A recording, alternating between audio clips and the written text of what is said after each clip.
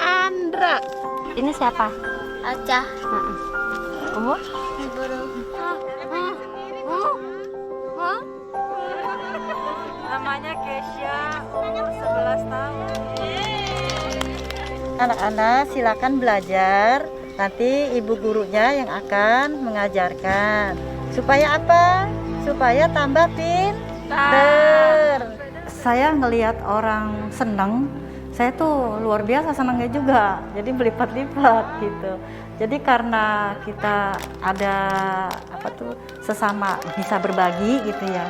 Jadi apa salahnya saya juga ikut berbagi. Nah disitulah kita kan jadi punya banyak teman. Tadinya nggak kenal jadi kenal gitu. Pegang lagi.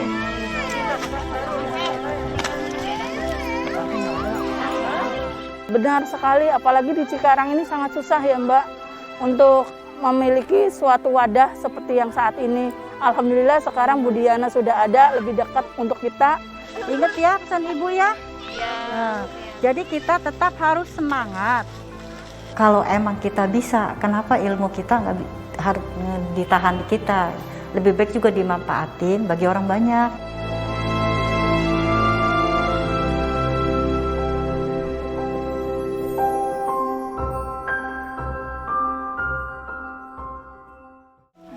Geza, sementara. Dina udah. Ntar di mana dulu ya. Menurutnya sana. Ayo sayang.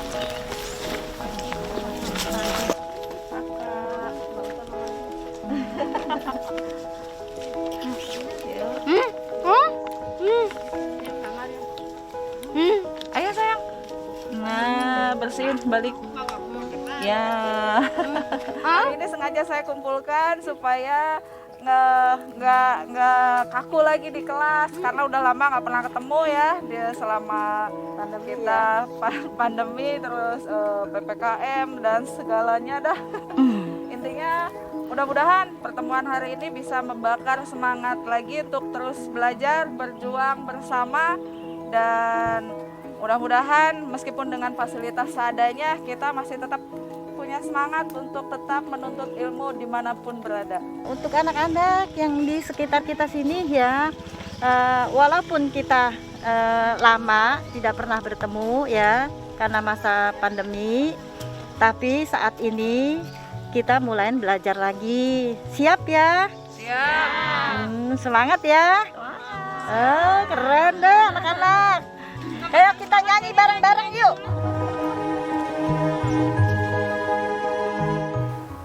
Kalau pendidikan, saya pernah kuliah gitu.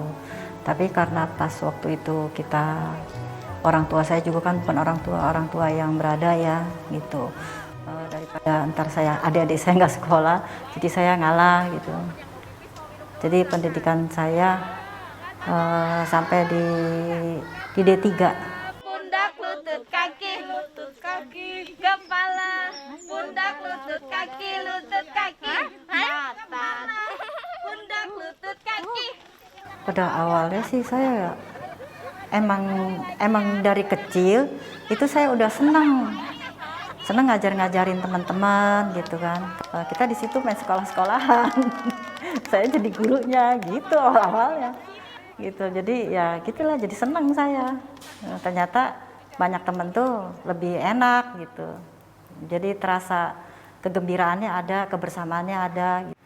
Nah ini dulu nih dari sini ke sini ya, ini tempat sekolah. Ini dulu sih ada taman bermain nih.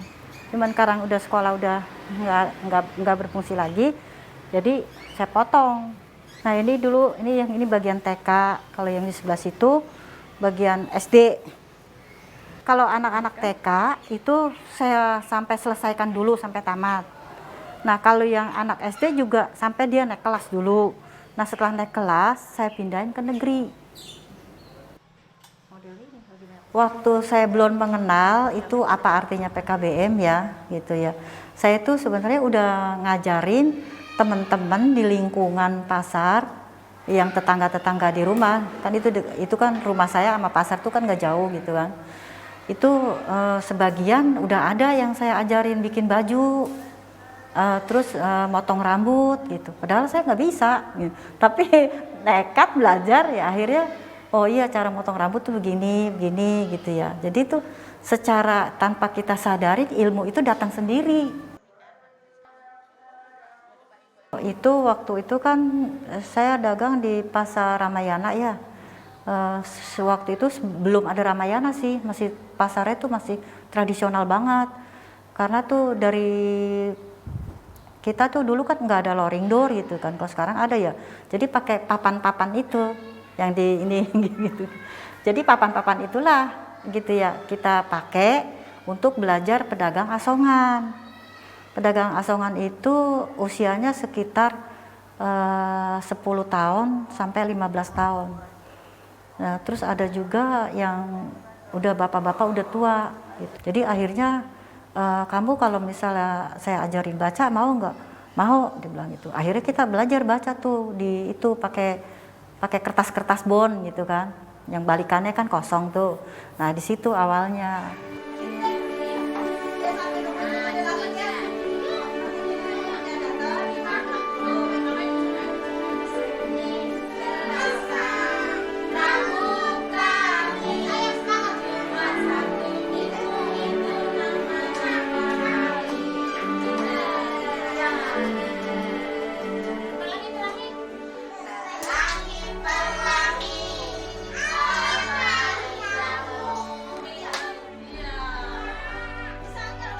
Jadi bapak itu cerita ke saya, gimana Pak kalau mama buka itu PKBM, nanti papa yang ngajarin, gitu kan. Terus akhirnya saya bilang, apa itu PKBM Pak? Dia bilang gitu. Akhirnya dibilang kan, itu pusat kegiatan belajar masyarakat. Nah itu ngapain aja? Saya bilang gitu. Akhirnya cerita tuh bapak panjang lebar kan. Saya kira, oh berarti ini yang udah pernah saya lakukan sebelumnya, gitu kan. Cuman kan waktu itu kan saya nggak tahu kalau itu juga pendidikan masyarakat gitu. Terus akhirnya saya ya udah boleh dah kayak gitu. Akhirnya dibikinin tuh bapak diajarin bikin PKBM gitu kan. Terus seperti itu. Terus surat-suratnya semua dah izinnya gitu kan. Sampai akhirnya terbentuklah nama PKBM Odes Lapidi. Jadi tuh makin lama makin tambah murid saya. Sampai akhirnya saya bagi 2 kelas karena udah 30 orang. Jadi satu kelas itu 15. Nah karena udah banyak saya perlu guru. Salah satu di orang tua murid gitu ya. Bu saya bantuin ibu deh katanya. Soalnya saya guru kata dia gitu kan. Dia bilang oh ya udah sini gitu. Kebetulan saya juga kan udah lama nih nggak ngajar katanya.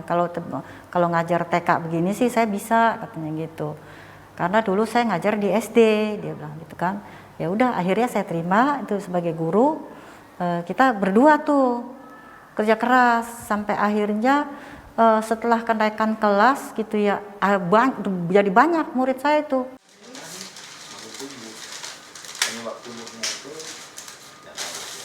Nah itu untuk yang orang-orang kurang mampu. Itu kan emang yang sekolah itu ibu-ibunya kan dari keluarga kurang mampu ya. Jadi akhirnya kita bentuk kerajinan tangan. Kerajinan tangan emang karena awalnya saya baru bisa bikin ini koran gitu kan. Saya ajarinnya koran lagi. Tapi koran itu bentuknya yang tadinya cuma bisa bikin piring, akhirnya saya modifikasi dari bentuk-bentuk lain. Terjadilah kotak tisu, terus tempat aqua gitu. Terus pokoknya dalam bentuk gerabah dah ya gitu, alat-alat rumah tangga.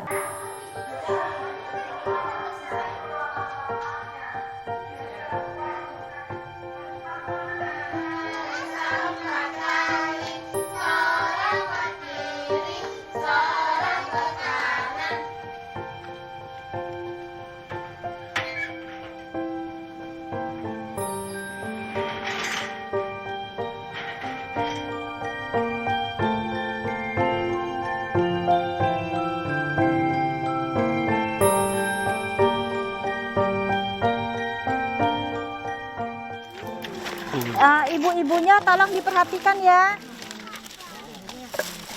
Jadi pertama kita mau melukis ini dengan alat yang ini. Bagaimana caranya?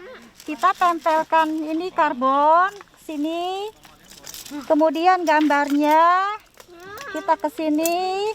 Oh iya, gini. Udah kelihatan? Yang lain juga kelihatan? Udah, kemudian kita ikutin pakai pensil. Ininya. Dicontoh dulu sebentar ya.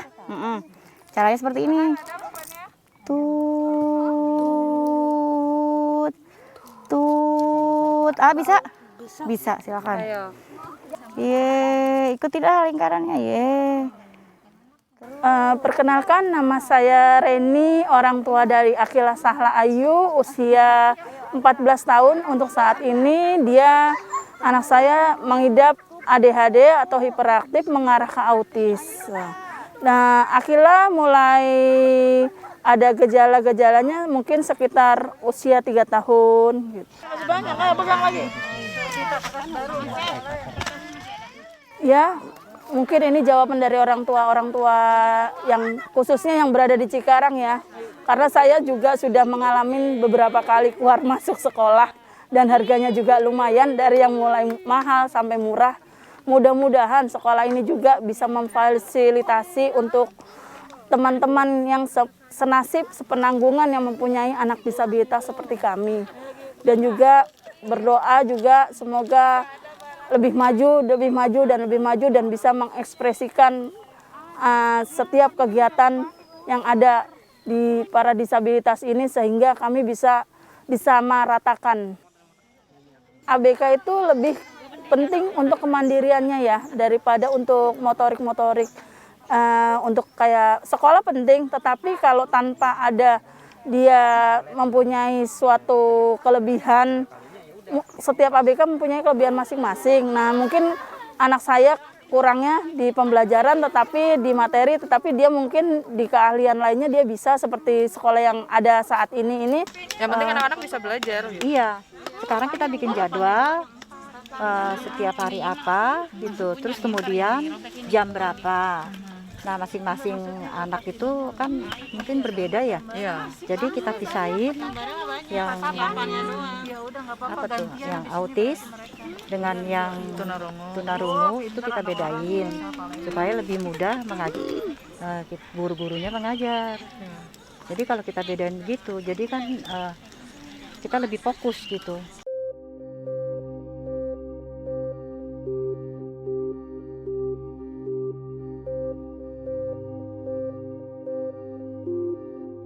Jadi karena dari pengalaman sekolah yang awal saya udah ada, saya tuh ngelihat figur anak-anak gitu ya, saya tuh kasihan. Jadi pas kebetulan itu Ibu Neneng itu dia punya komunitas disabilitas karena kebetulan anaknya juga kebutuhan khusus, udah nggak berjalan lagi gitu kan. Nah, tapi kan PKBM tetap berjalan, ada gitu kan. Waktu itu saya bilang ya udah kita masukin di PKBM aja. Karena PKBM itu kan pendidikan non formal. Jadi apapun di situ masuk. Saya bilang gitu. Ibu Neneng tertarik. Oh ya udah. Akhirnya bergabunglah kita di komunitas Ibu Neneng itu. Karena saya membantu Ibu Neneng gitu. Setelah itu coba ajakin saya pertemuan dengan orang tua murid dan sama murid-muridnya gitu kan. Nah, saya bawa ke kebun. Saya lihat, waduh, iya ya. Kok begini amat ya? Jadi hati saya tuh terenyuh banget gitu. Oh ya udah, ayolah kita bantu, kita bareng-bareng dah Bu Neneng. Kita berjuang demi anak-anak ini semua gitu kan. Nah, sebenarnya untuk anak disabilitas ya, kita emang satu yang kita butuhkan itu life skill-nya. Karena anak-anak itu kan umumnya bicaranya kan kurang. Ada juga yang emang nggak bisa ngomong juga gitu kan. Jadi, nah disitulah saya berpikir aja ya. Ternyata ini harus diajarin kepinteran. Kepinteran tuh bukannya hanya berhitung aja, tapi juga bisa dampaknya lebih luas lagi. Misalnya tuh kita ajarin bikin kerajinan tangan gitu kan. Awalnya ya kita lihat dulu seperti apa kepedulian beliau. Ternyata semakin berjalan beliau mau mengadakan kegiatan, beliau mau memperhatikan kami, menanyakan sejauh mana perkembangan sekolah kami. Itu pun sudah luar biasa sekali ya. Untuk saya yang dari basicnya memang dunia pendidikan, yang tidak merasa rugi dengan berapa sih bayarannya gitu ya, kadang suka kayak gitu. Tidak, karena saya, Bu Neneng dan Bu Diana ternyata punya visi dan misi yang sama, jadi ayo kita jalan bareng gitu. Jadi benar-benar merasa tidak sendiri, apalagi di Jawa BK yang mau merangkul kami ini luar biasa sekali dukungan dari Bu Diana itu. Baik, sebelumnya kita tepuk tangan dulu ya, Mas. Mamanya ya. Kalau Ibu bilang tepuk 1, mamanya 1 kali tepuk. Tepuk 1, tepuk 2, tepuk 3. Dan seterusnya ya. Assalamualaikum, nama saya Irdina Hazira, usia 8 tahun 11 bulan. Alhamdulillah kita di sini merangkul semua dan sesuai dengan konsepnya ya. Anak-anak diberikan pelatihan dengan sesuai dengan umur dan langsung praktek. Jadi sehingga anak-anak itu tidak meraba-raba lagi.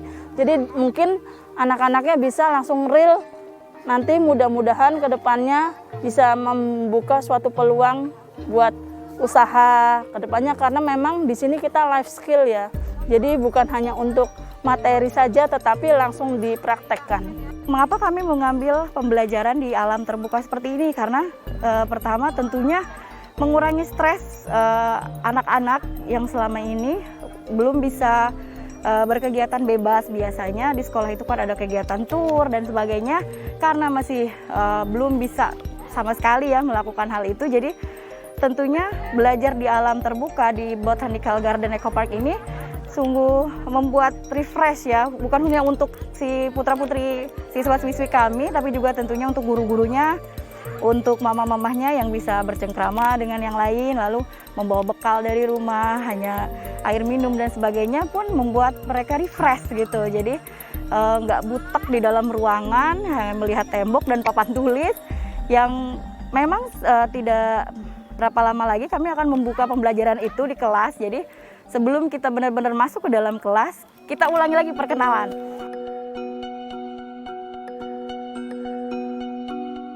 Selamat sore nih.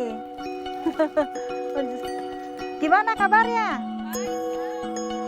Di kain ini ada yang timbul. Berarti ini yang bagian depan. Yang ini bagian belakang. Karena ini sudah timbul.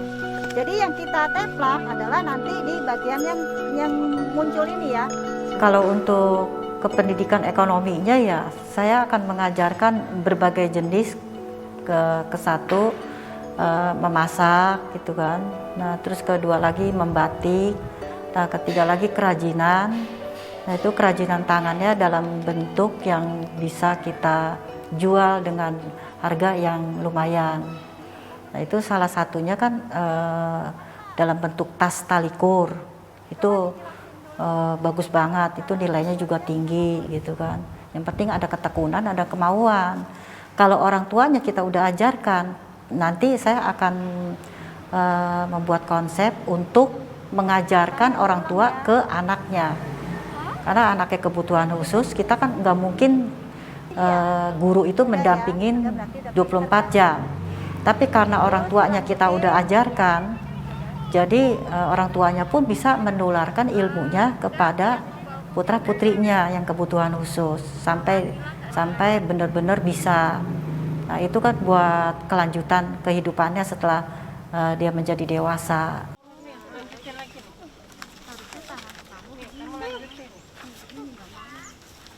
Kita awalnya belajar terus akhirnya kita membentuk kelompok.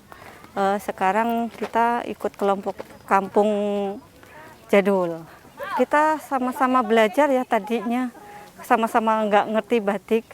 Tadinya kelompok itu bermasing-masing, ada yang bikin kue, ada yang bikin kerajinan tangan. Sekarang akhirnya alhamdulillah pada bisa membatik. Yang penting ibu-ibu itu ada kemauan. Tanpa kemauan kita nggak akan bisa. Karena kemauan itulah yang mendorong kita supaya kita bersemangat. Saya selalu ngomong seperti itu. Karena kalau kita nggak punya semangat, hidup itu seperti nggak berarti. Nggak berarti untuk diri kita sendiri gitu kan. Apalagi untuk orang lain. Sedangkan kita punya keluarga. Itu yang selalu saya tekankan kepada teman-teman yang ibu-ibunya yang punya anak-anak disabilitas gitu ya, anak-anak ABK, saya selalu begitu. Tangannya dulu begini, coba begini. Nah, gitu. Nah, udah begini dah. Nah, ya gitu. Ikutin garisnya. Nanti gantian. Pinter. Pinter dah tuh. Nah, gitu. Ya. Wah, nggak apa-apa. Udah nggak apa-apa, ayo terus. Iya, sabar aja. Nah, gitu, benar.